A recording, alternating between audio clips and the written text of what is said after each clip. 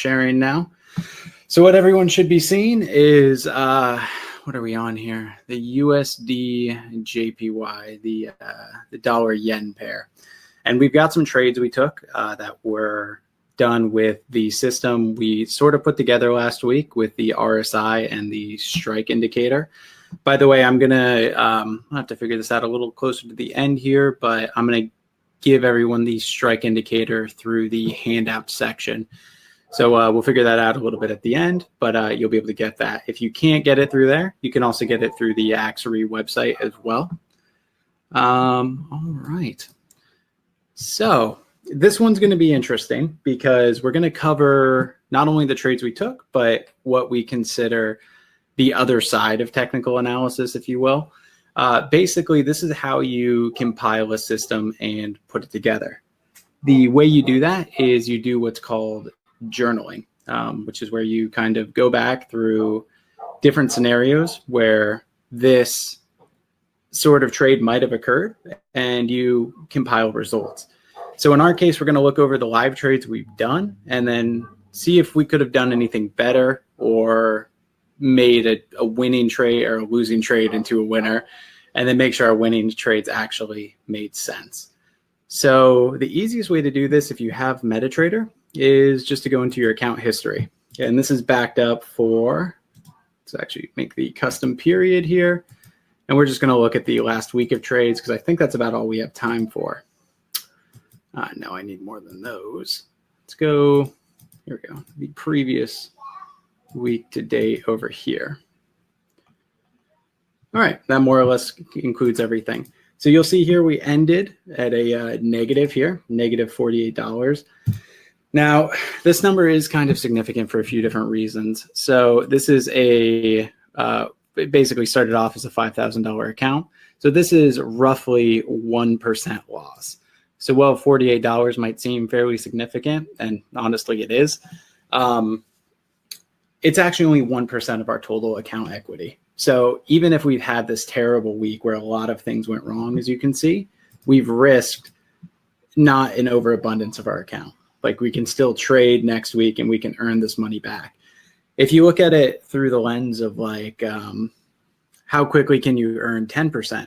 You might be able to do it pretty quickly, but your risk is going to be really high. It's much, much easier to recover 1 or 2 or 3%.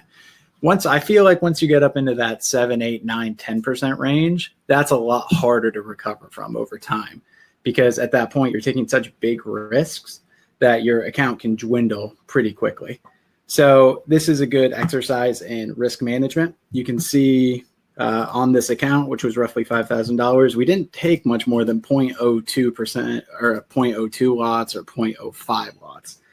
Now the PIP amount is going to vary a little bit based on the instrument you're trading. So the Euro USD will trade a little bit, the PIP amount will be a little bit different than like the Euro Yen, especially when you get into some of these exotic things like the Turkish lira dollar crosses. Those are like pennies per point. They move a little bit, but it's not much per each. So this is always good to know, is your risk management. How much are you actually risking per trade? And once we have that, we can kind of work with our amounts and our lot sizes here. Now, looking over these, there's a few different things you can point out. You're actually looking for a trend in your past trade setups. Like, what are you doing in the past that has worked and what are you doing that has not worked? So you can see a couple of these trades turned out okay. We've made a $10 one there, a $13 one there, -7, -4. And then we've got these two big losers. Now, take a second and look at these and tell me if you can spot why these losers may be bigger than the rest. And this might not be evident if you've not looked too much at MetaTrader before, but this is a really important thing to be able to kind of spot. And I'll tell you what it is in a second, but see if you can figure out why these two trades were maybe not as good as the rest.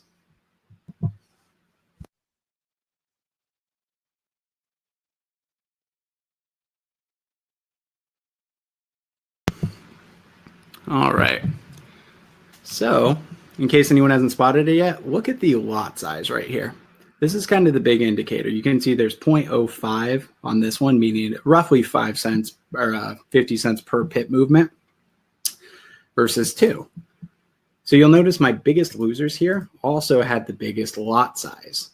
So this might be something to look at. Maybe I'm over trading on these. Maybe I need to stick to 0.02, because if this one was a 0.02 trade, that'd be closer to $12 than it would 36. If this was a 0.02 lot trade, that'd be closer to $8 than it would be 21.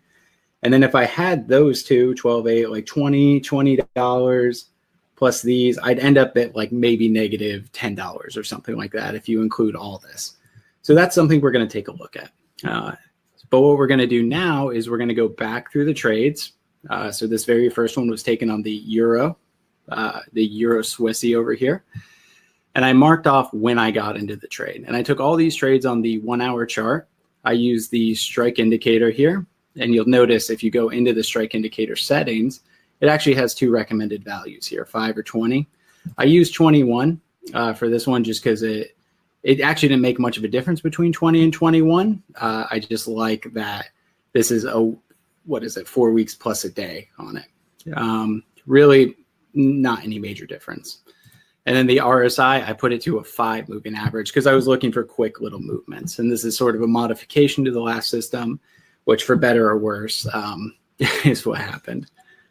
All right, so now the next thing you want to do is you want to look at the time that your trade was entered. This one is obviously a loser, as you can see over here, but 6:24, and you can see right here, 6:24 at 00 hours. So really I entered about here, and I took a sell position. And then where I exited the trade was 6:27, and it hit my stop loss. So when I got into the trade, my stop loss was 11319. There's a few different ways you can put lines on the chart. You can either drag it around, and if you see over here on the side, it'll tell you which level it's at. And if you want to be really precise about it, you can go into values here. Where's my cell? 11319. And this paints a pretty clear picture of where my stop loss was hit. It's pretty much right over here. And my entry point was right about there. Let me make this one. We'll make this one a different color. As I slowly move it all up and mess everything up. Horizontal line properties, 11319. And we're going to visual or make the color here red, just so we know it's our stop loss. So what happened in this trade is it went against me, and it got really close to my stop loss over here. And I don't think that's where it got taken out. It got taken out on the 27th at 6 o'clock. So here's 27 at 6. So that's the bar right there that it got taken out on. So as we can kind of trace this trade, it got close to my stop loss over here. And then over here, it went positive about 30 points. So this might be something to look at. Like maybe once this system gets positive 30 points, I then bring my stop loss to break even. That would have turned this into a 0 loss trade instead of a negative $20 trade. And if you're looking also at the reasons I entered the trade, let me show you that. Looks like a divergence entry here. So I had the short indicator from the short go ahead from the strike indicator. You'll see it's all red here. And then over here, I had the divergence top. So this is sloping down on the RSI, where over here it's level and maybe ever so slightly up, but probably pretty close to level, which is what this line indicates. So I had that, and then I was just looking for a good entry from there. So if I took it to here, if I got in right there, I would have gotten 40 pips if I got the bottom, which I probably would not have because that's almost impossible to do. But I could have taken a relatively small stop. Whereas over here, I waited for this bar because I was trying to get it closer to that entry point. So I had to put my stop up here above that and ended up having to be negative 34. I probably could have even taken a 1-to-1 ratio there, and I could have gotten out maybe just barely on top. It looks like it got so close there. So that might have still stopped me out at break even. But this is good to know when you go back and analyze your systems. Now, the way you actually keep track of this is you keep what's called a journal. And the easiest way to do that is just in an Excel spreadsheet. So I've got kind of a little one here, and you can type something like, this is just a very basic one. There are companies that create journaling software that's fantastic, or you can just use Excel. You just need to keep a lot of columns and like what data is actually relevant to you. So the way you create your journal is you go Euro CHF. My entry time was, we'll do the whole 624 at 00. My time frame, I was trading off the 1 hour on this one. Now my entry characteristics, why did I take this trade? Well, I took it because there was RSI indication of short. Now my exit time, that's going to be indicated over here. And we won't do this for every one of them, but this is just, by the way, probably the most important thing you can do when coming up with a trading system. And I don't say that lightly either. Like, it actually is going to be one of the most valuable things you can do. I say this is the other side of technical analysis because we are doing technical analysis on the actual chart over here, but this is the sort of technical analysis of your trading style, if you will. This is how you figure out what settings to use, meaning what kind of risk reward do you take? Because this one looks like it might have actually panned out if we took 1-to-1 instead of, what did we actually take? Where was my take profit? 0.40. Let's put that on the thing so we can visualize how close we are or how far away we were. 10440. All right. So that's where my take profit was. So it looks like I went for a 2-to-1 on this, which isn't bad. In some cases you'll get it, but it's a lot more likely you'll get a 1-to-1 ratio. So maybe this sort of divergence system works better with a 1-to-1. And that's something you can note over here. So you can go hit stop loss.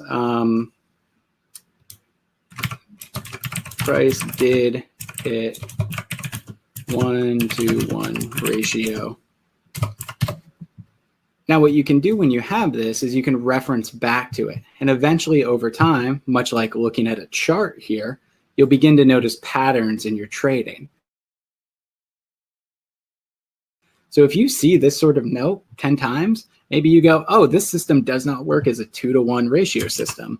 And by the way, when we're talking about ratios, just so I'm not losing anyone here, that means the ratio of the risk taken, in this case, 30-ish points, versus how much reward you're looking for.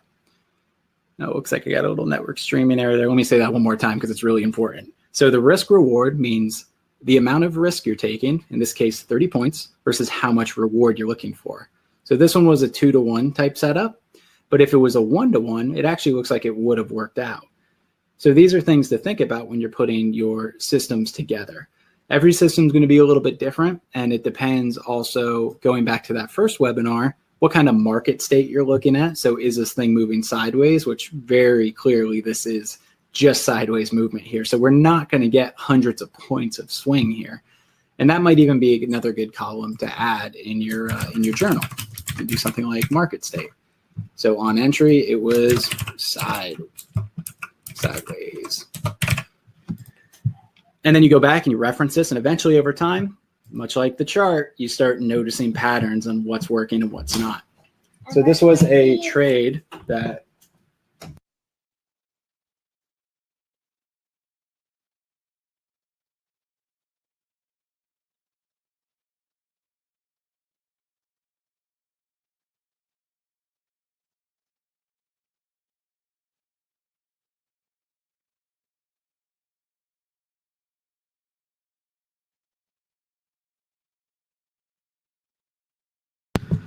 sorry about that. My son just walked in the room. All right, so where was I on this? Okay, so market state. So when you have a sideways market, it normally means that the trend itself isn't going to continue very long. So when you've got that sort of setup, that means you normally want to look for smaller risk reward setups. Now, this is, again, going to depend more on the type of system you're using. And this one was obviously a loser, and it looks like it was also over leveraged here with the amount of lot size we had on. So that might be something else to look at here. Lot size. And this one was a 0.05. Now, I know this kind of journaling seems really boring and tedious. And to be honest, it totally is. It's very boring. It's very tedious. But it's probably the most important thing you'll ever do in your trading. This is like the practice, right? If you go out and you play any sort of sports, you have to practice to actually play the game. You don't just show up to the game and go, oh, I'm going to win. You actually do have to practice. In this case, this journaling here, as terrible and as tedious as it might be, it's your practice. This is you going back through the charts to see what works. That way, when the opportunity shows up again, you can go, oh, the strike indicator is pointing me short. I'm having RSI divergence, but it's a sideways market. I probably won't get a 2-to-1. I'll probably get more like a 1-to-1. And this is the great thing also about losing trades is you get to go through and analyze what worked and what didn't work. So in this case, this actually wasn't a bad trade. The process was okay to come up with this sort of trade idea, but the risk reward was a little off. So now we know that going forward. And let's go look at a winning trade and see what that one looks like. So GBP USD. I don't think I marked off the beginning of this one, but all these trades were taken on the 1 hour. So let's go ahead.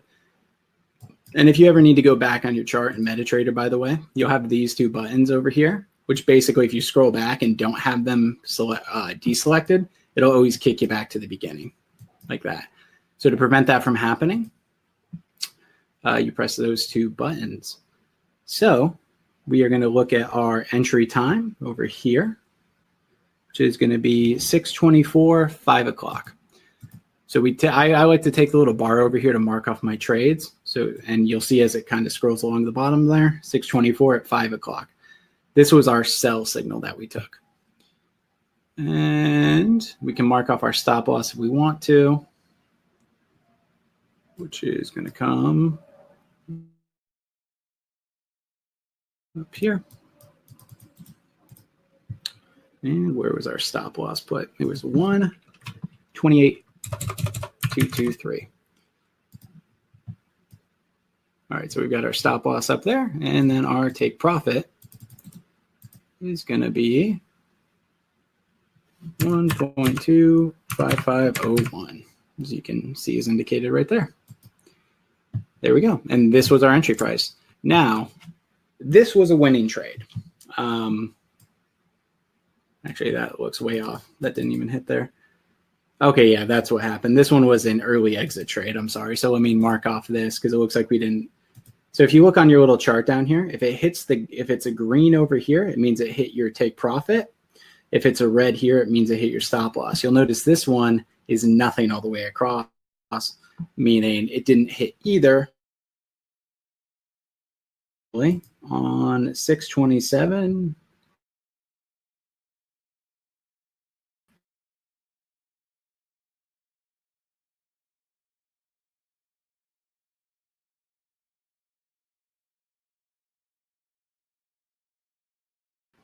All right. So the reason I exited this trade is because the market state started to go a little sideways. You'll see over here, it was a little bit more what you'd call sideways volatile. And then from about here on, of that sideways volatility, it then started to go just kind of flat sideways. And then the strike indicator indicated the other direction as well. So that's why this one was exited. Now, even though this one was a winner, and the reason it was taken is because of this divergence. Actually, that's the wrong type of bar. This divergence here, you'll see it, we had a down, but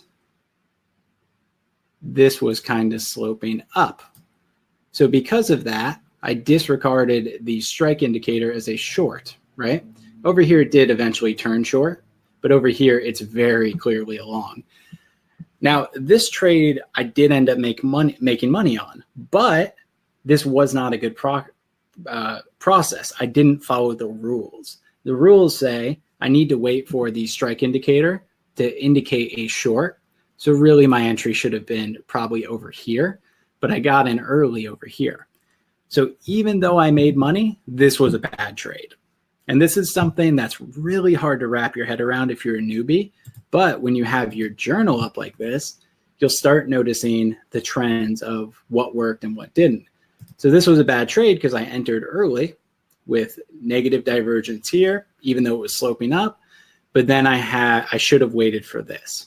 And then having waited for that, I could have taken what, 50 pips risk, and I probably would have been taken out over here, which would have turned this into a loser, which is a weird thing to think about, that a good trade, a good process you're following will still lose your money. It will. You're just going to lose some percentage of the trades you enter.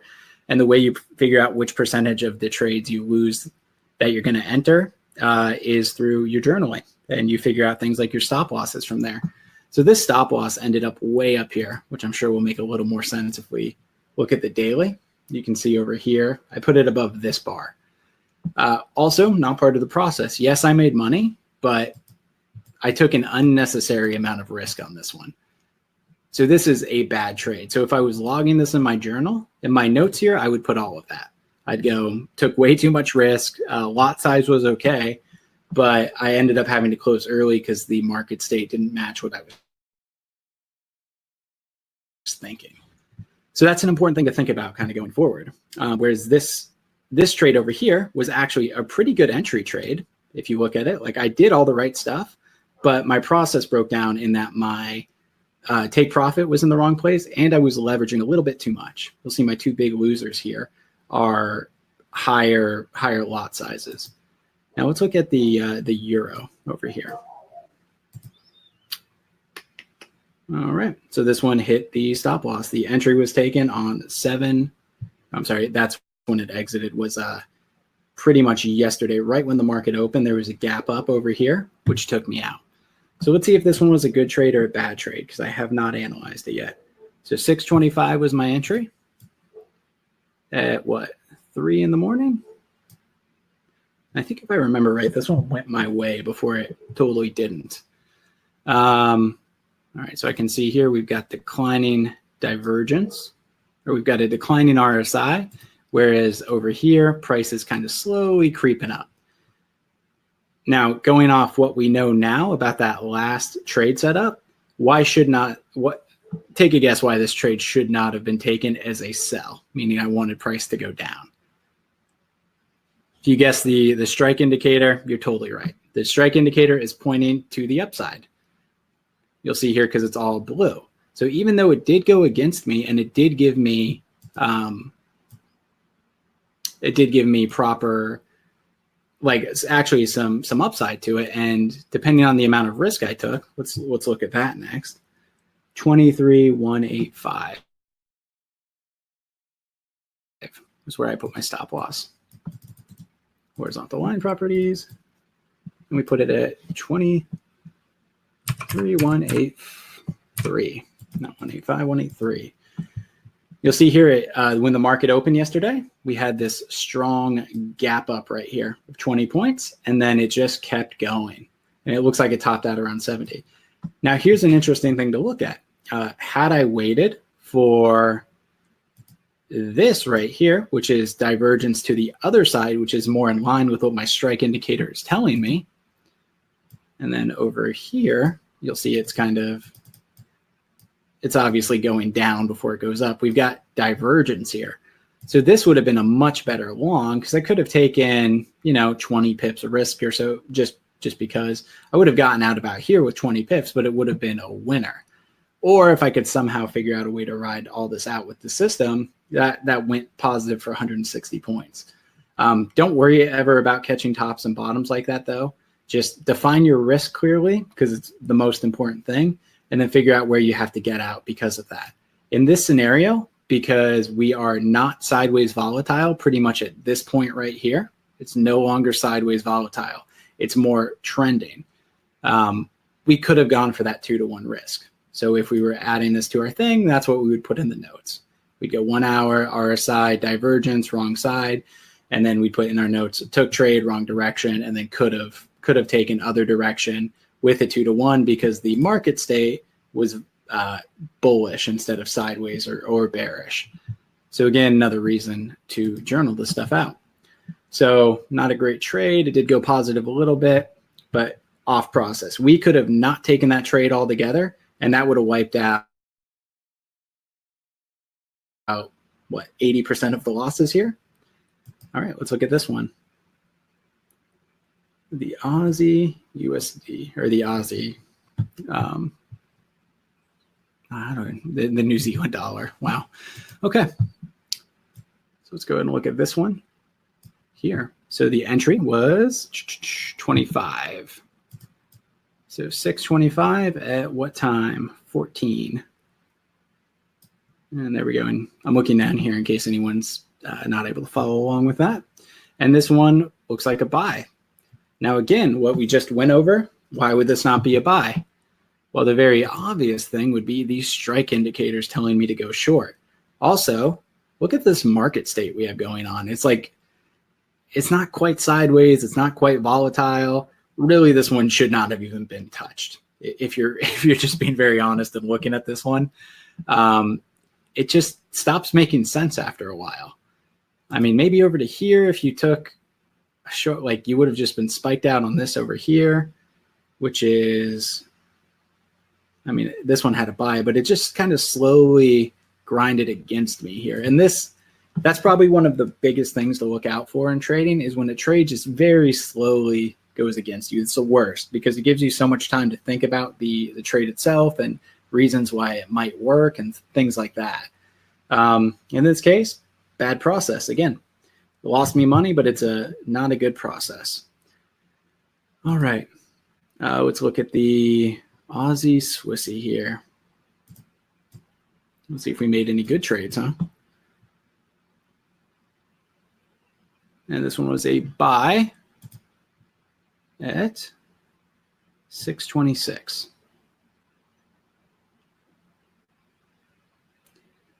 And 626. What was the time on that? 00.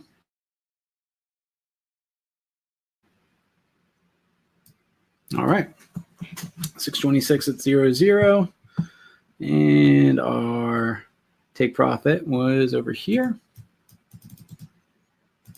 Let me just do this the other way. 68,177. So just barely above that. Yep, right about there. And the stop loss was 67.69. There we go. All right, so this trade, we had a proper direction over here. And let's look at what this thing's set to. Yep, 21 still. All right, so here we go. So we had what was our reasons for entering here? Can anyone take a look at this and want to hazard a guess on why we would enter this trade? Any good reasons to enter it? Well, if you guessed anything, I don't know how right you are, because I can't really see any good reason to have entered this one.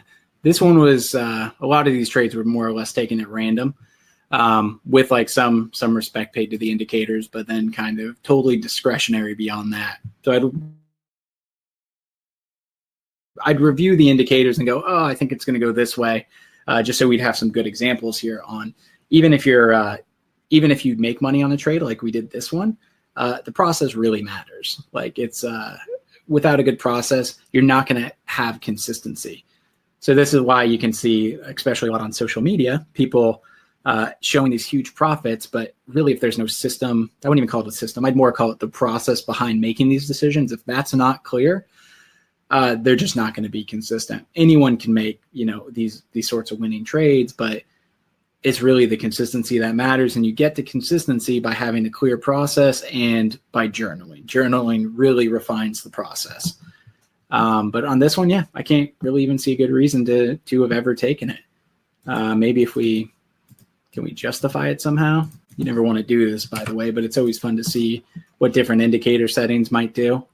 So flipping that back to the 5, which is the default for the strike indicator, looks like, yeah, not really much of anything. It did eventually turn out being right, getting a 2-to-1 there on the risk reward. but not a great trade overall. And then let's go look at this one here, the USD JPY. And what was our entry time? 06:28. It's going to be somewhere over here. And what time? 1 in the morning. 28 at 1 in the morning. One too far. All right. So this one is a sell. Now this one's kind of interesting because it actually looks like it's not a bad trade setup.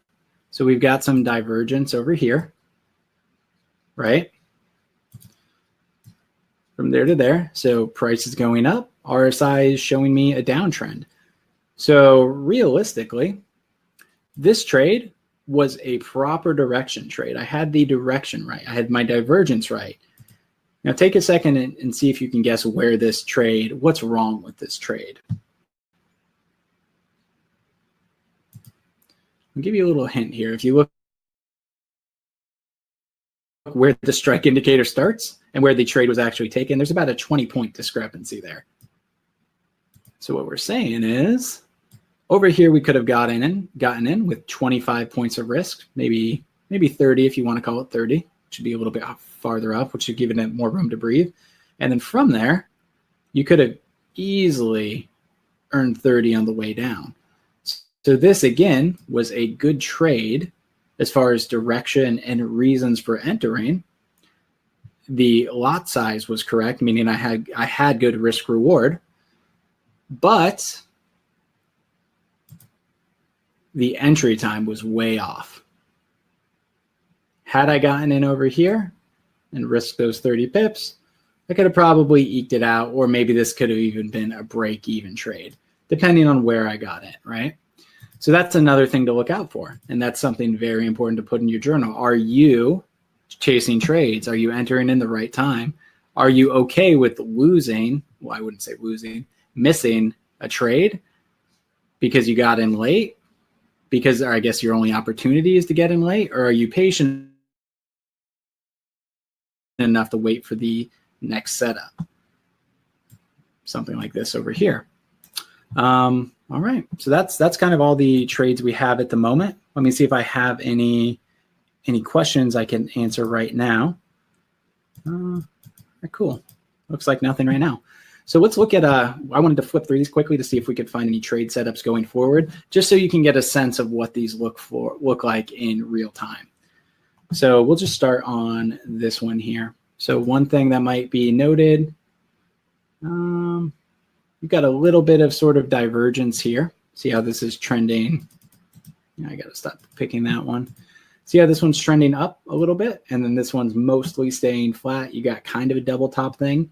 In this case, this is more of a indication of maybe a trend continuing. So maybe if you want to wait for it to break above this line and then go long, that's a possible trade opportunity. But again, you're definitely going to want to journal something like that. Let's go look over here, see if we have anything worthwhile here. So we're looking for longs because that's what the strike indicator indicates for this particular system. But I don't really see any other indication that we should be looking for a long right now. It just seems like it's sideways still. We haven't broken out. And if you ever want a good way to see what kind of market state you have going, there is this here, the average true range. Yeah, and you can kind of see it's just channeling as well. If the average true range starts to go up, that means volatility is increasing. It means the true range of the market is getting larger. Even though up here that might not be abundantly clear, over here we could say we had a good true range, but if you look at it, it might not even look all that great. Then over here we had a good one, which you can very clearly see up here by that decrease, meaning it went from going to like a, what is that, probably a 30-point range to a 90-point range. So it increased pretty sharply right there. We're kind of getting messy on the charts here, but no trade setup here. This one here, we have no divergence entries, meaning Nothing on the RSI indicates we should really go long or short at this point. We are in this overbought zone, or oversold zone rather, meaning a reversal is expected, which we're kind of getting over here, but nothing divergence-wise at this point. Over here, looks like nothing divergence-wise. Well, we are getting a little bit of this. I don't love these negative sort of correlation ones where this is showing that the market is kind of opening up, whereas this is showing that way. What I would like to see instead is something like this spike up here having gone like this high, and then us having that sort of correlation while the market's trending up. I much prefer these to these. But yeah, nothing there at the moment. I mean, overall, it looks like a sort of short setup, but again, journal it, see if there's any trading opportunity there for you. All right, so here we've got something. We've got a divergence there, and we've got this here. So if we were making a bad process trade, we would actually just enter our short position right away, which may or may not make sense.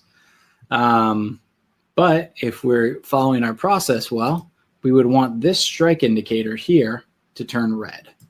And that's what we would be looking for before we'd enter on that. Over here, kind of flat market state, not really what we're looking for. This one's looks like it may have already played out, but you see how this is more or less flat over here. And then it's kind of diverging there. So that's an indication to go short. So here was a short setup. You would have probably entered on this one. So you would have had to put in 40 points of risk, but you would have gotten that just barely back over there. But this is one of those setups you can go through and journal again. So you go, it looks like a good 1-to-1 setup, because your entry would have been about there at the end of that bar. Would have been a good 1-to-1 setup. And then our market state is, previous to this, has been kind of sideways. So maybe sideways is when this works best. But definitely would not have gotten a 2-to-1 on that. Not yet, at least. All right, over here, do we have anything? Nope. And that one we covered. That one's kind of interesting, this formation right here. If you look at how that's flattened out and then spiked above, that might be a good indication of a long setup. But again, journal it, your trading opportunities. But then over here, you've got something interesting too. See how this is kind of making a cone instead of, I guess, a funnel type thing? It's actually going out instead of coming in like that. So that might be another thing to look at here. I'm a big fan of these divergence entries myself. But you'll see here was obviously lower, but then this one's showing up as much lower over here. So that could be one of the things there. All right. And that one looks like you'd probably want to wait for a short setup on that. So this, again, would have to turn red. This is the Dow. And the Dow's funny because it gets these huge spikes over the weekend. So on this one, you'd probably see one of these divergence setups. Yeah, there you go. There's one right there. Bam and bam. So what would you do? You'd wait for it to turn red if that's part of your process. And then the DAX, probably a similar type thing. It's not really a great divergence setup because it's slightly up. And then this one is hugely up. These I don't really like myself, but play with it and kind of see what works out for you. I think that's everything we needed to go over today. So 2% loss for the week, and then all of the reasons why pretty much all these trades were not good. In your own trading, definitely make sure you go through and journal everything as much as you can. It's a huge pain to go through and do this, honestly, and it's not very much fun. But again, one of the most important things you'll ever do. It's very much the other side of technical analysis. This is where you're analyzing your actual trading for patterns as opposed to analyzing the charts for patterns. This is your practice. This is your game.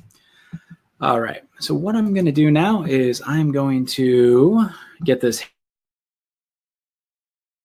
handout loaded. If anyone has any questions, definitely ask me right now. This will take me a couple minutes to get this put in right now. But I'm here. You should have a private chat setting. So if you have anything, let me know and we'll look at it. I'm going to put myself on mute for a few seconds while I get this set up. But yeah, again, here to answer any questions you have.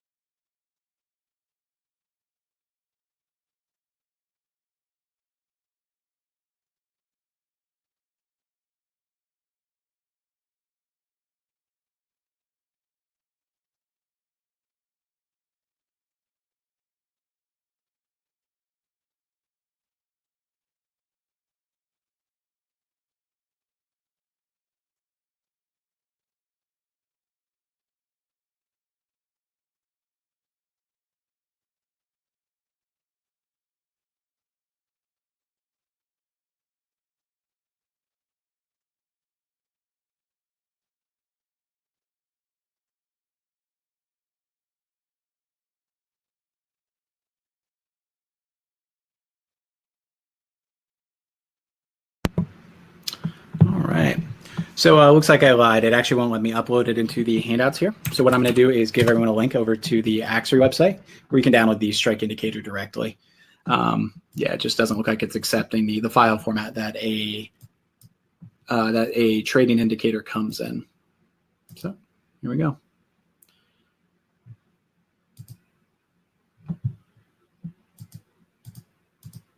All right, looks like no questions at the moment. So I don't know if either chat's broken or I've somehow done a really good job explaining everything. But let me get this into the chat in just a sec.